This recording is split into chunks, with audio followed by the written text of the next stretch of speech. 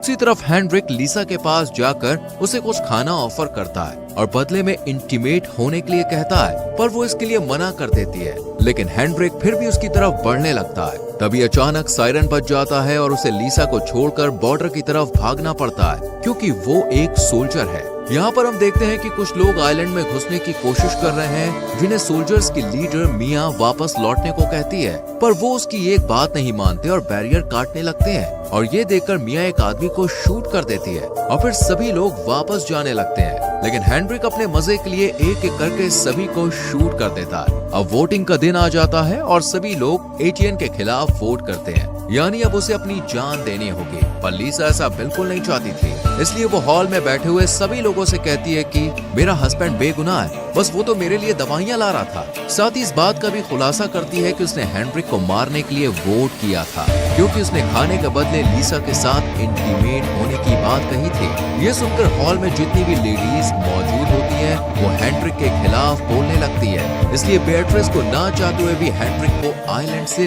निकालना पड़ता है। इसके बाद सीन शिफ्ट होता है लैब पर, जहाँ ज्यादा एक्सपेरिमेंट की वजह से अब पीटर की मौत हो चुकी थी।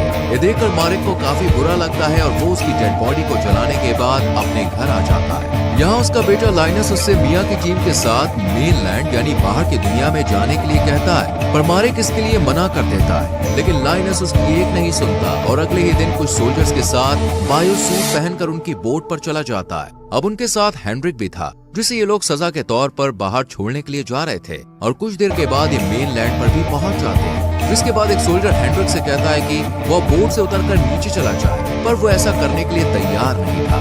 ये देखकर हांस नाम का एक सोल्जर गुस्से में उसे एक जोरदार मुक्का मारता है, क्योंकि उसकी बहन के साथ भी हेनरिक ने गलत काम किया था। और फिर वो जल्दी से यहाँ से भाग